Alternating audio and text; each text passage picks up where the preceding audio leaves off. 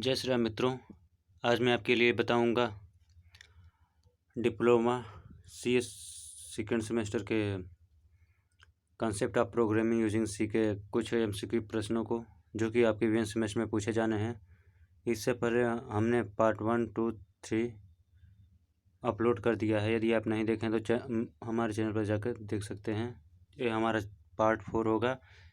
चलिए प्रारंभ करते हैं। यदि आप मेरे चैनल पर पहली बार आएँ तो सब्सक्राइब अवश्य कर लें, क्योंकि तभी मैं वीडियो डालूंगा, और लाइक तो करें, अवश्य करें। चलिए प्रारंभ करते हैं। पहला प्रश्न है, प्रोग्राम को बनाने के लिए नियमों का पालन करते हुए प्रोग्राम लॉजिक को क्रमबद्ध तरीकों से लिखा जाना कहलाता है।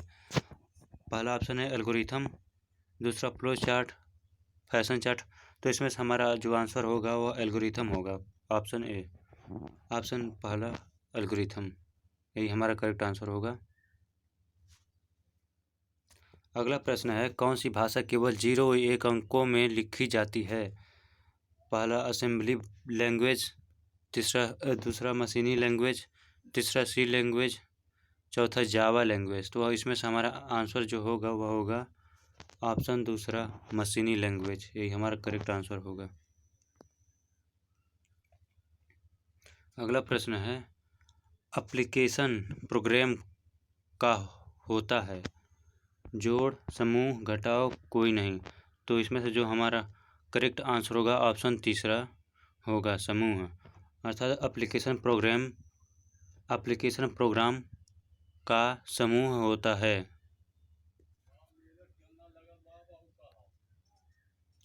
अगला प्रश्न है, प्रोग्राम को ग्राफिकल फिगर्स का यूज करके सोल्व करने के मेथड को कहते हैं। पहला है फ्लो चार्ट, कंपाइलर, एल्गोरिथम, कोई नहीं। तो इसमें से हमारा आंसर होगा वह होगा पहला ऑप्शन, फ्लो चार्ट। अगला प्रश्न है, किसी भी एल्गोरिथम को किससे शुरू करते हैं?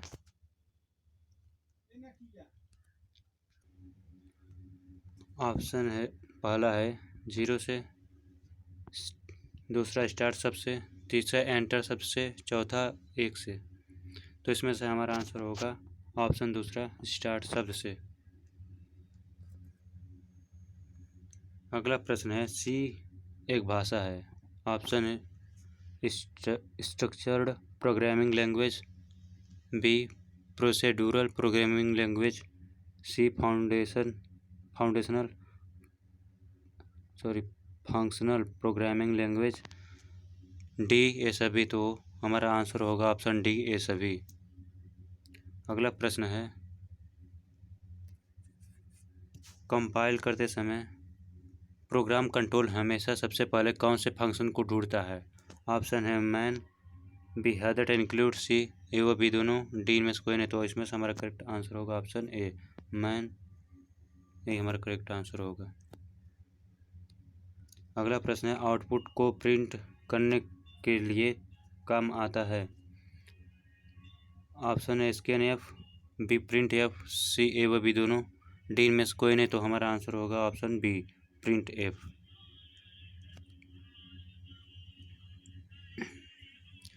अगला प्रश्न है, निम्न में वह भाषा कौन सी है जिसमें डेवलप प्रोग्राम उसी कंप्यूटर पर एग्जीक्यूट होता है जिस पर वह डेवलप हुए हों? ऑप्शन है सी लैंग्वेज, बी जावा लैंग्वेज, सी असेंबली लैंग्वेज, डी इनमें से कोई नहीं। तो इसमें से हमारा आंसर होगा ऑप्शन सी, असेंबली लैंग्वेज, यही हमारा आंसर होगा। अगला प्रश्न है, प्री प्रोसेसिंग से आप क्या समझते हैं? तो किसी भी प्रोग्राम में जो लाइन हेडर से स्टार्ट होती है उसे प्री प्रोसेसिंग कहते हैं, प्रोसेसर कहते हैं। देखिए प्रश्न इस प्रकार पूछेगा कि जो लाइन हेडर से स्टार्ट होती है उसे क्या कहते हैं? तो चार ऑप्शन दिए जाएंगे, उसमें से जो यह रहेगा प्री प्रोसेसर, यही हमारा आंसर हो जाएगा।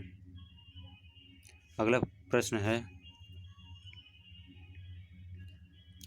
हेडर डिफाइन ABC1 से आप क्या समझते हैं? हेडर डिफाइन किसी भी कांस्टेंट को डिफाइन करने के लिए उपयोग में लाया जाता है। क्या करने के लिए?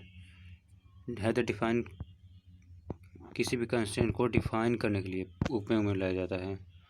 हैदर डिफाइन ABC1 लिखने पर जहाँ जहाँ प्रोग्राम में ABC लिखा होगा उसकी जगह एक कंपाइलर पहले स्टेप में 1 लिख देगा। हैदर डिफाइन का मैक्रो भी कहते हैं। प्रश्न पूछेगा हैदर डिफाइन को क्या और कहते हैं, तो मैक्रो भी कहते हैं।